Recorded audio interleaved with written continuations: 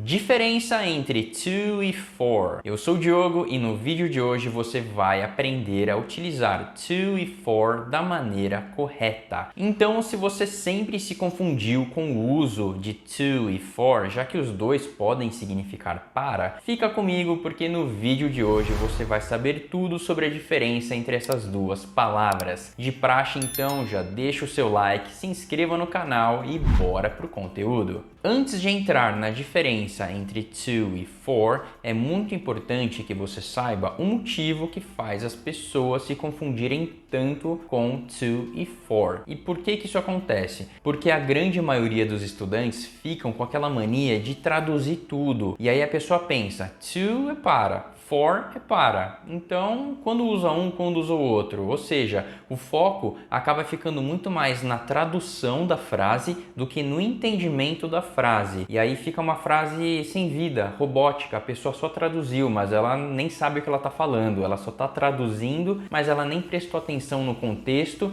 e na mensagem que está sendo passada, transmitida com uma frase. Então, eu não quero que você cometa esse erro para você conseguir se comunicar bem em inglês e entender também o que as pessoas estão falando. Dito isso, qual é a diferença entre to e for? Contexto. Cada uma dessas palavras vai ser utilizada em um contexto bem específico. Então, to sempre vai ser utilizado em situações onde a gente tem movimentação ou deslocamento. Agora, for vai ser usado em situações em que a gente tem o quê? Benefício, propósito ou motivo. Agora, eu quero que você guarde bem essas definições que eu acabei de passar, porque nos exemplos a gente vai sempre fazer um paralelo entre a frase e uma dessas situações aqui para que a explicação fique bem completa. Então, vamos começar com to. Eu posso muito bem chegar e falar assim: I need to travel to Brazil. Eu preciso viajar para o Brasil. Aqui eu quero que você preste atenção no que. Eu preciso viajar para o Brasil. Eu estou saindo de um determinado local e indo para outro local. No caso, Brasil. Aqui tem o que? Uma movimentação, um deslocamento. Eu estou indo de um lugar para o outro. Então, exatamente por isso que a gente vai colocar to Brazil e não for Brazil. Próximo exemplo. I drive to work every day. Eu dirijo para o trabalho todos os dias. Eu vou de carro para o trabalho todos os dias. Aqui, o verbo to drive pode ser dirigir, mas pode ser também ir de carro. Por isso que eu usei ele. E aí eu falo, eu dirijo para o trabalho todos os dias. De novo, eu estou saindo de um determinado local, minha casa, por exemplo, e estou indo para o trabalho. Deslocamento. Então, I drive to work. Eu não vou colocar for, e sim to para dar essa ideia de deslocamento, movimentação. Mais um exemplo. They went to the mall last weekend. Eles foram para o shopping no fim de semana passado. Então aqui eu usei went, que é o passado do verbo to go, que no caso é ir. E por que está to the mall? Para o shopping, porque é uma movimentação. Eles saíram novamente de um determinado local e foram para um outro local, que no caso era o shopping. Então, to the mall. Por isso que a gente vai utilizar to, para dar essa ideia de movimentação novamente. Próximo exemplo. I brought this table to my house. Então, eu trouxe esta mesa para minha casa. Aqui eu estou utilizando brought, que é o passado de to bring, que é o verbo trazer. E aí, por que eu estou usando to my house? Porque vamos supor que eu peguei uma determinada mesa e levei até a minha casa. Então, eu posso falar que eu trouxe a mesa para a minha casa. Ela saiu de um determinado local e foi para a minha casa. Por isso que a gente tem o que? Deslocamento, movimentação. Logo, a gente vai utilizar to para dar essa ideia. E aí, você já percebeu que em todos esses exemplos que eu coloquei aqui, a gente está falando de um local para outro local. Porém, a gente também pode ter a ideia de deslocamento ou movimentação entre pessoas. Como assim entre pessoas? Eu posso ter alguma coisa saindo de uma pessoa e indo até outra pessoa. Como assim? Eu vou colocar um exemplo que passa bem essa ideia. I will send a letter to you. Eu vou enviar uma carta para você. Aqui, perceba o seguinte, eu estou escrevendo uma carta e eu vou enviar essa carta para você. E o que a gente tem aqui? Uma movimentação entre pessoas. Um determinado objeto sai de uma pessoa e vai até outra pessoa. Então, não se prenda apenas com locais. Também pode ser entre pessoas. E como de costume, se você ficar com alguma dúvida, não deixa de colocar aqui nos comentários. Eu quero que toda a explicação fique bem legal para você, combinado? Então, qualquer dúvida, coloque aqui nos comentários que eu vou responder cada um deles. Vamos agora então para for. Bom, quando a gente está utilizando to, a gente tem que ideia, movimentação e deslocamento, podendo ser entre dois locais ou duas pessoas. Já o for, ele vai ter o quê? Benefício, motivo ou propósito. Vamos analisar cada um dos exemplos para tudo isso aí ficar bem legal na sua cabeça. I made a chocolate pie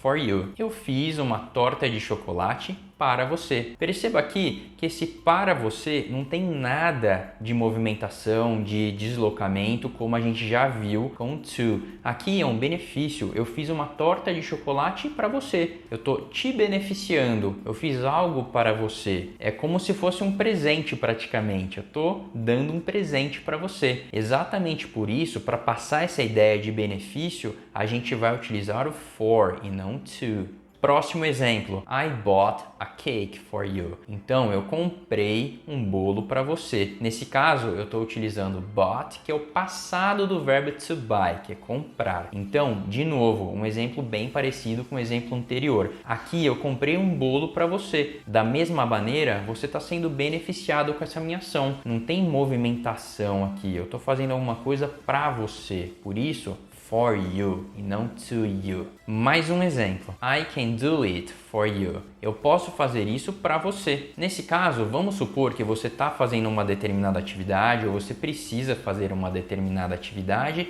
e eu me proponho a te ajudar. Aí eu pego e falo, não, ó, eu posso fazer isso aqui para você. Isso aqui, então, é um agrado, um benefício. Eu estou fazendo alguma coisa para você. Perceba de novo que não tem nada, nenhuma ideia de deslocamento, movimentação, nada. É puro benefício. Eu estou fazendo algo para você, por você. Então, de novo, for you e não to you. Bom, esses três exemplos que eu passei com for, eles focam mais no benefício, ou seja, eu estou fazendo alguma coisa para alguma pessoa, então aqui é apenas benefício. Um outro uso que eu também comentei do for é com relação a propósito, motivo, ou seja, por que você faz algo? Ah, eu faço algo por conta disso, eu faço algo por conta daquilo. E nessas situações a gente vai utilizar o for para dar essa ideia de propósito ou motivo. Presta atenção nesse exemplo aqui, que tem tudo a ver com este caso. I watch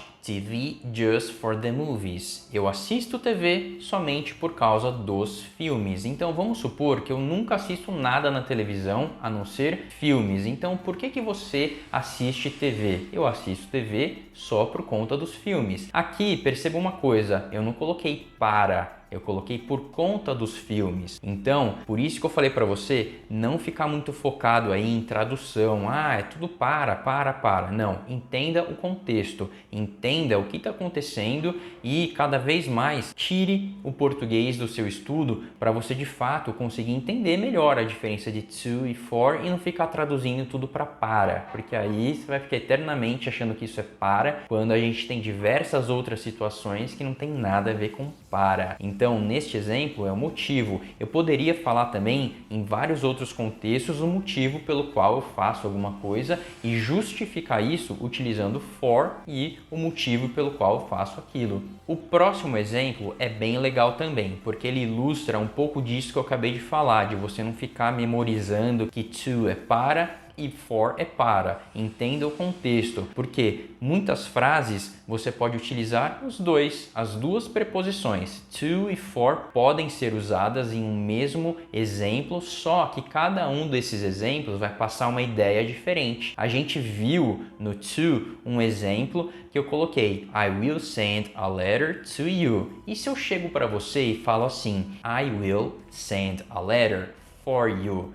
Qual que é a diferença entre essas duas frases? Bom, a gente já viu que quando a gente coloca to you aqui é movimentação, deslocamento. Então, eu estou escrevendo uma carta e depois eu vou pegar essa carta e enviar lá para você. No segundo exemplo, com for, a gente tem o que aqui? Benefício. Lembra? Não tem nada a ver com deslocamento. Então, vamos supor que você precisa enviar uma carta para uma determinada pessoa. E aí, eu me coloco à disposição para levar essa carta até os correios. correios. Nesse caso, eu vou enviar a carta por você. É como se eu estivesse te ajudando. Eu vou fazer isso para você. Ao invés de você ir até os correios, eu vou até os correios e levo a carta até lá. Então perceba aqui que são dois contextos diferentes. Por isso que é importante você não ficar memorizando traduções e focar mais no contexto, entender a mensagem que está sendo transmitida em cada uma dessas frases, que vai fazer toda a diferença. Bom, toda regra tem exceção e na língua inglesa não é diferente. Aqui eu procurei colocar os principais exemplos que com certeza é os que aparecem na maior parte dos casos, mas tem situações que você vai ouvir pessoas utilizando to ou for em contextos que você não vai entender muito bem. Você fala, nossa, mas o que tem a ver utilizar to ou for nessa situação? E tá tudo certo. O que eu quero que você faça como lição de casa? Eu não quero que você decore regras, eu quero que você tenha esse vídeo como um guia. Então, na dúvida, assista esse vídeo de novo, anota os exemplos, as explicações, para você ter isso aqui como um guia. Mas, o que você tem que fazer? Consumir conteúdo em inglês.